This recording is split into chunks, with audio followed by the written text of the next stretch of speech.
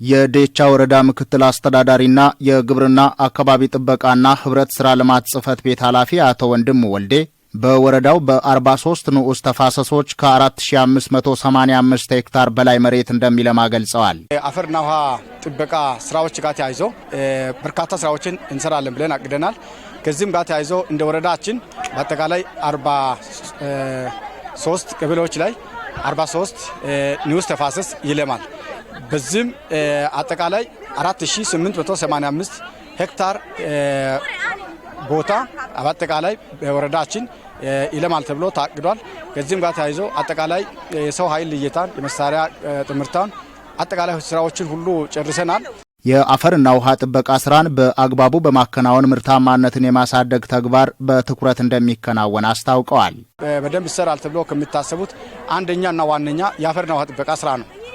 የዚህ የአፈርና ውሃ ጥበቃ ስራ ከመሬት ጋር ተያይዞ ያለውን ስራ ስንሰራ አጠቃላይ ያለውን ኢኮኖሚያዊ ጠቀሜታና የኑሮ ደረጃችን የሚሻሻልበት የኢኮኖሚ ምንጭ ዋነኛው ተፈጥሮ ሀብት ነው ማለት ነው። ከዚህ ጋር ተያይዞ በተለያዩ ምክንያቶች ምርታማነቱን እየቀነሰ ያለውን የተጎዳ መሬት መልሶ ማገገምና ምርትና ምርታማነቱን እንዲሰጥ የማድረግ ስራዎች ይሰራሉ። የተለያየ የእርከን ስራዎች፣ የውሃ እቀባ እንደገናም ደግሞ የእርጥበት ማቆሪያ ስራዎች እና የተለያዩ የእርከን አይነት ስራዎች ይሰራሉ።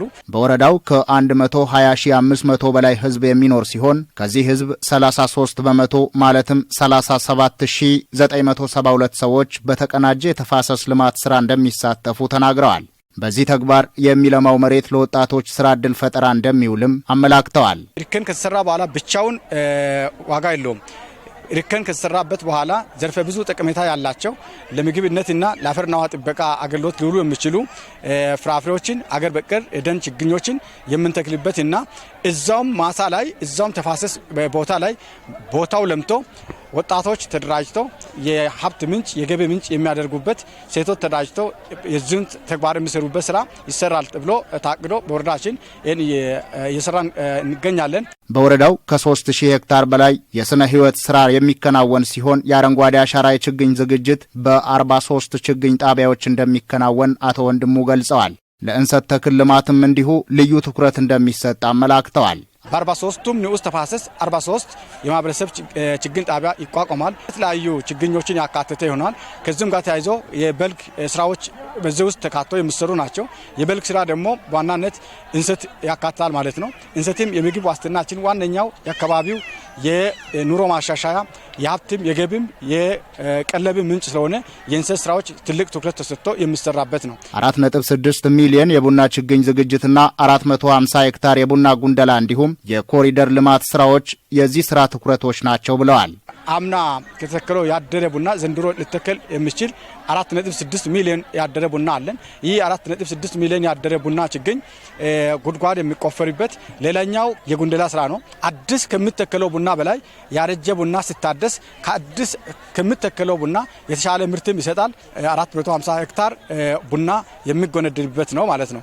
ሌላኛው አሁንም ከዚህ ጋር አብሮ የሚሰራው ትልቁ ስራ ደግሞ የኮሪደር ስራ ነው። የካፋ ዞን ግብርና አካባቢ ጥበቃና ህብረት ስራ ልማት መምሪያ ኃላፊ አቶ ገረመው ገብሬ በበኩላቸው በካፋ ዞን ሁሉም ወረዳዎች ስራው መጀመሩን ተናግረዋል። በተለያዩ ዘርፎች የተቀናጀ የተፋሰስ ልማት እቅዶችን በአግባቡ ለማሳካት ርብርብ ይደረጋል ብለዋል።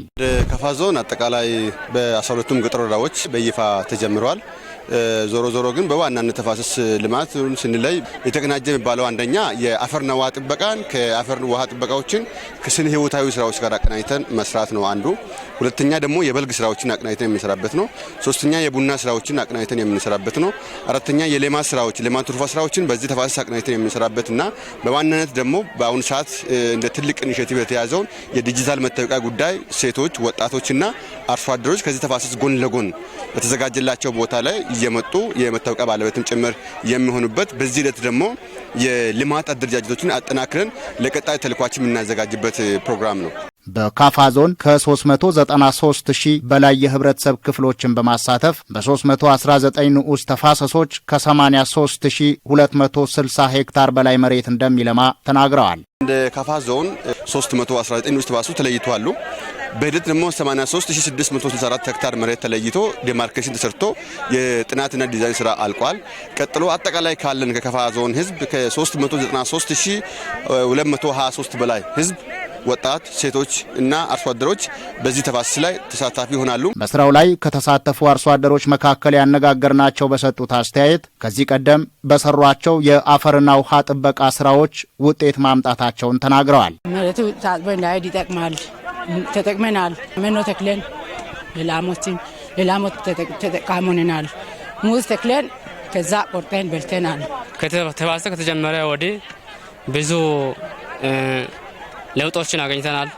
ለምሳሌ አሸዋማ የነበረው መሬት አሁን ለምለም ሆኖ እየታየ ነው ያለው። ይህንን አጠናክረው እንደሚያስቀጥሉም ገልጸዋል።